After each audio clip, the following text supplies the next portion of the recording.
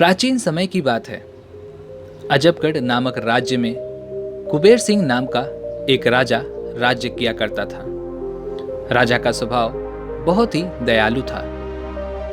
वह गरीब और बेबस लोगों की सहायता के लिए हमेशा ही तैयार रहा करता था। किसी गरीब पर जुल्म होते हुए देखकर वह कड़ी कार्रवाई भी किया करता था। राजा के इसी स्वभाव से अजबगढ़ की प्रजा बहुत खुश रहा करती थी और राजा की भी एक ही इच्छा थी कि वह अपनी प्रजा को हमेशा खुश रख सके। लेकिन फिर भी राजा को हमेशा ऐसा लगता था कि उसकी प्रजा खुश नहीं है।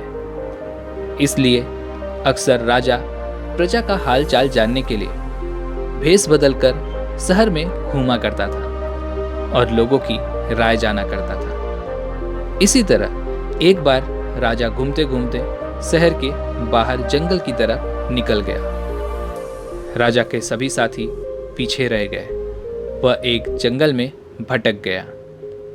राजा ने अपनी चारों तरफ देखा तो कोई दिखाई नहीं दिया। वह भूख से व्याकुल था और शाम भी होने वाली थी। तभी राजा को एक ऋषि की कुटिया दिखाई दी। कुटिया देखकर राजा की जान में जान आ गई।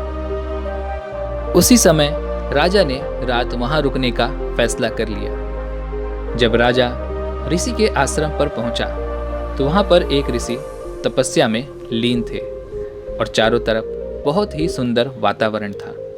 चिड़िया चहक रही थी, पेड़ों से रस भरे फल लटक रहे थे। वातावरण बिल्कुल शांत प्रतीत होता था। राजा ने घोड़े से उतरकर ऋषि के समीप जाकर उन्हें प्रणाम किया। ऋषि ने वह आवाज सुनकर आंखें खोली तो एक सुंदर नौजवान युवक उनके सामने खड़ा था, जिसके मुख से तेज झलक रहा था। राजा को देखकर ऋषि सब कुछ समझ गए। राजा ने ऋषि से रास्ते भटक जाने की बात बताई और वहां रात गुजारने के लिए अनुमति मांगी। ऋषि ने राजा को रुकने की अनुमति दे दी और राजा को खाने के लिए स्वादिष्ट फल दिए। जब राजा ने उन फलों को खाया तो राजा को वह फल अत्यंत मीठे और स्वादिष्ट लगे। राजा ने इससे पहले इतने मीठे फल कभी नहीं खाए थे। राजा ने ऋषि से फलों के इतने मीठे होने का कारण पूछा।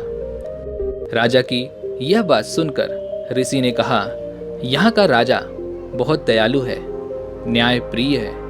वह गरीबों की बहुत सहायता करता है। वह प्रजा के दुख दूर करने वाला है, इसलिए यहाँ के फल इतने मीठे हैं। लेकिन राजा को इन सभी बातों पर यकीन नहीं हो पा रहा था, पर राजा इन बातों को झुठला भी नहीं पा रहा था। इसलिए राजा ने निरीक्षण करने का निर्णय लिया। सुबह होते ही राजा शहर की तरफ निकल पड़ा और राजधानी में वापस पहुंचने के बाद उसने अत्याचार करना शुरू कर दिए। उसने प्रजा पर कर बढ़ा दिया। अब राजा गरीबों को परेशान करने लगा। पूरे राज्य में हाहाकार मच गया। ठीक 1 महीने बाद राजा फिर से उसी जंगल में उस आश्रम पर जा पहुंचा।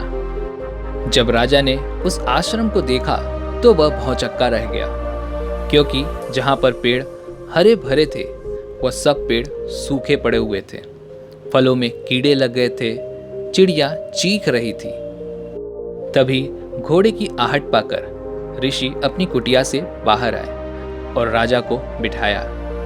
ऋषि ने राजा को ताजे फल खाने के लिए दिए। जब राजा ने फलों को खाया तो उसका पूरा मुंह कड़वाहट से भर गया। राजा ने ऋषि से फलों की कड़वाहट का कारण पूछा।